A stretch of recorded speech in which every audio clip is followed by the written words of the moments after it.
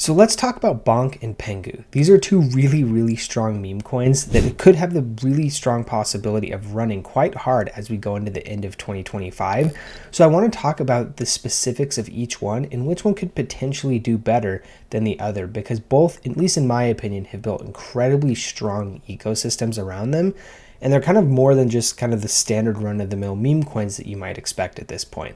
Obviously, you have the major ones like Doge and Pepe and things like that, but then you have some of these other, I would say, kind of mid-market meme coins that I think have really done well in terms of creating community, creating utility in some cases. And so I do think that this could run into having essentially quite a really strong brand as we roll into the end of the year. So I want to compare the two of them in terms of price, the differences, what they're doing, kind of the different utilities or like value that each of them provides within the space, in which we could see potentially run harder as we go into the end of 2025. So let's go ahead and we'll get started. First off, taking a look at the Bonk versus Pengu charts here. So you can see here the candles are going to be Bonk, and then this red line is going to be Pengu. You can see actually essentially following a relatively similar type of trajectory here. I think this is fairly easy to say that meme coins kind of as a whole move quite similarly to each other. You can see this kind of being the case here. Actually, in this case, you could see that Bonk was kind of holding up maybe a little bit better than what we were seeing out of Pengu. And again, this is returns as of the beginning of 2025. So from January 1st, 2025 to now, we can see Pengu's down about 27% and Bonk is down about 32%.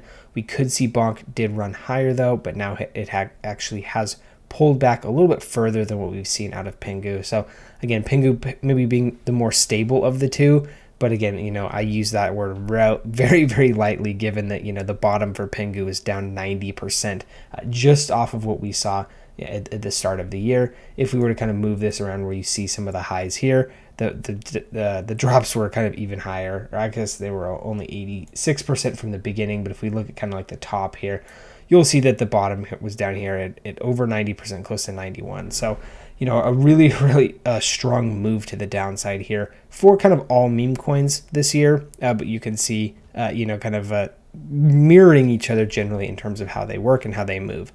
Now, if you look, you can see that meme coins, if this isn't already maybe somewhat obvious to you, you can see that meme coins move massively based on kind of attention. That's kind of the whole point of meme coins. Since they don't really do anything from a fundamental perspective, it's all about kind of capturing attention, capturing kind of the conversation of what's going on. And so you can see here, this is just the Google Analytics or the Google Trends of meme coins. And you can see obviously, kind of the first spikes that we saw were back in May and then October of 2021. This was largely surrounding Dogecoin and Elon Musk. And then you can see a couple spikes here and there. We had one in 2023, I believe. If I remember correctly, this is when Pepe launched, and we saw kind of a lot of movement around Pepe. And you can see something similar around here as well towards the end of 2023.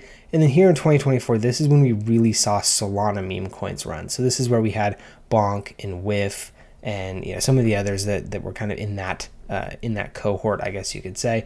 And then we also saw a really strong move back in November. Again, this was kind of post-election. There was a lot of movement going on with just meme coins running. We saw Doge actually make a really strong move, as well as most other meme coins.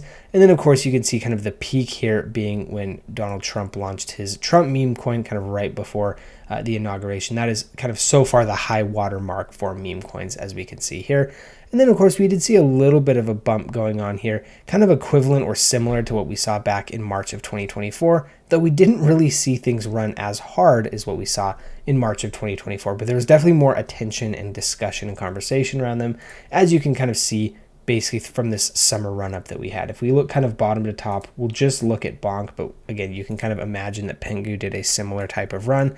You can see bottom to top went up about 255%. So a pretty nice move to the upside. Again, you can kind of see a similar type of move here. So we did see a really strong and meaningful move coming from meme coins kind of in this overall range here. Now I want to go take a look at kind of a more of an individualized look at both Bonk as well as Pengu, so you can see kind of the key differences between them, where they're kind of like trying to find their value, where they're capturing attention, and a lot of that type of stuff. So first off, we'll take a look at Bonk. Here we can see this is Bonk's price. You can also see the market cap here, about $1.6 1.6 billion with the fully diluted valuation of about 1.8 billion. Now, Bonk does have burn mechanisms and various types of things, so you'll see that the total supply and the circulating supply are different. And I believe this has actually come down from, I think was 100 trillion was the total supply. And so it is being burnt over time as it is used through various types of mechanisms. Now you can see here, this is kind of what I was talking about. We saw a strong move up in 2023 back in December. And then we saw another, kind of strong move up back in March. And then we saw that peak here back in November of 2024. Again, largely aligning with kind of the bumps that we've seen here on the Google Trends. So you can see when we saw this most recent run, we did not get back up to kind of the high water mark in terms of market cap. If we look at price, you'll see it followed similarly as well. So we have not been able to see that kind of clean breakout for Bonk, but there is a lot of stuff kind of continuing to come through for Bonk. So we will keep kind of keep an eye on there. You can see here bonkcoin.com is kind of their website. This is their website, and you can see here there's a lot of integration. So we've got Bonk Swap. This is like it's like an online trading. You can use like Telegram for Bonk Swap. It's like super easy to trade meme coins and things like that. You've got Let's Bonk. This is a community created site. It's essentially a competitor to like Pump.fun. So you can see, that's obviously had a decent bit of success. There's been a lot of Bonk tokens.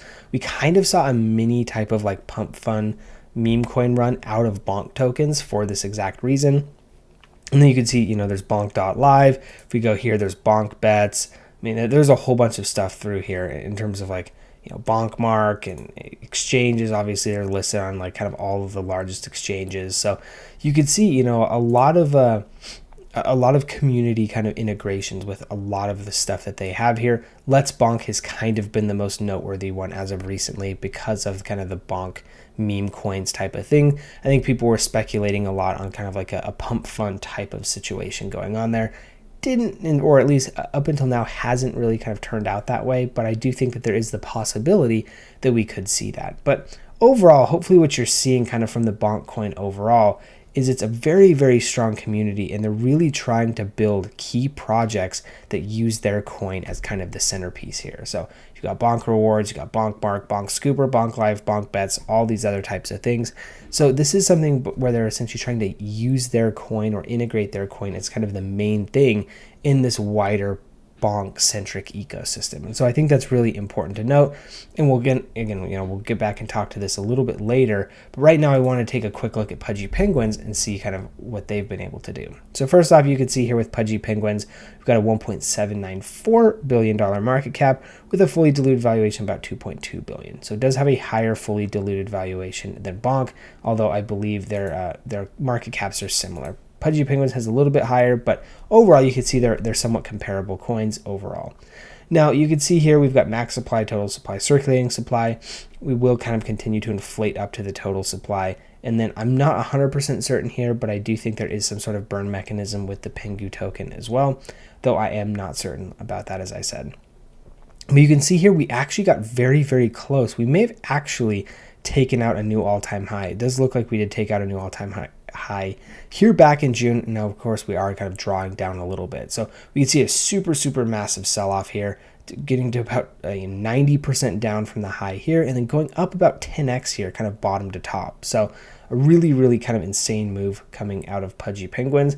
And Pudgy Penguins kind of has a similar type of angle, but maybe slightly different than what we're seeing out of Bonk. Bonk, in my opinion, is kind of more utility based. We're seeing them actually provide things to do within the crypto ecosystem. Pengu's slightly different because it serves almost as a beta play to the Pudgy Penguins NFTs that you can see here. Pudgy Penguins NFTs have kind of been the most successful NFTs basically since we saw CryptoPunks and Bored Apes. They have kind of been like the collection, right? And so you can see here, if we go back and we look at the Pengu influence, you can see most influential communities, 50 billion views of social, Walmart and Target, 10,000 stores globally, 1.5 million toys sold. Again, these are physical products, so kind of moving outside of the crypto sphere into just real products in the world. We can see, and then, millions of followers. Again, like Pudgy Penguins is definitely a very, very strong brand, and you could see all of this type of stuff. So the Pudgy Penguins NFTs themselves are quite expensive. And so how I view Pengu is kind of maybe a little bit different than Bonk, because Bonk is building around kind of the ecosystem that they're trying to build. Pudgy Penguins likewise is also trying to build around the ecosystem, but this ecosystem is more kind of centered on these NFTs. So the way that I see this kind of working out, or kind of the bet that I think you are making, depending on kind of which way you're looking, is I view Pengu kind of as a beta play to Pudgy Penguins, and of course Pudgy Penguins kind of being a beta play to NFTs overall. So if we were to see a crazy run kind of through the end of the year, we see NFTs make a comeback, because again, it's kind of my theory that if we see these types of projects really, or we see crypto generally do very, very well, people are going to want to start to flex their gains, right? NFTs are a very easy way to do that. And so I do think we could see a pretty crazy run back for NFTs. Now, of course, at this point in time, you have kind of the old guard, like, you know, Bored Apes and CryptoPunks and things like that. But the new guard, I guess you could call it, is Pudgy Penguins. And so we could see an absolutely astronomical rise in the price of Pudgy Penguins. And that's, of course, going to, you know, be very good for NFT holders. But I think a lot of people who maybe aren't going to be able to afford 50 ETH, 100 ETH, or whatever to buy a Pudgy Penguin, they may look at Pengu as kind of that beta play, right? And so we could see the Pengu token itself really actually rocket quite dramatically because of the value kind of accruing with these NFTs. And this is kind of like the way for people who are kind of left out of the NFT collection itself to get some exposure to the Pudgy Penguins ecosystem and some of the mind share around that. That's kind of how I see Pengu doing well. Now with Bonk Coin, I think it's a little bit different in the sense that they are continuing to build a very strong and robust ecosystem around the Bonk brand, around the Bonk coin, all of that type of stuff. But as meme coins continue to run, you can see, you know, they're building out sports betting, they're building out the Bonk swaps. You can actually trade meme coins using the Bonk ecosystem. They have that Let's Bonk, so it's kind of like Pump Fund, but under the Bonk ecosystem, right? Like there's a lot of this type of stuff, and we could realistically see a run similar to what we saw on Pump.Fund, but with Bonk. And then, you know, that of course kind of, you know, that burns Bonk all the way. So a lot of these Bonk ecosystem items actually burn Bonk as they go. So the active use of this ecosystem is going to continue to reduce the supply of Bonk, which again kind of produces upward pressure on the price there. So overall, I think there's a lot of different things and a lot of interesting things kind of going on between each of them.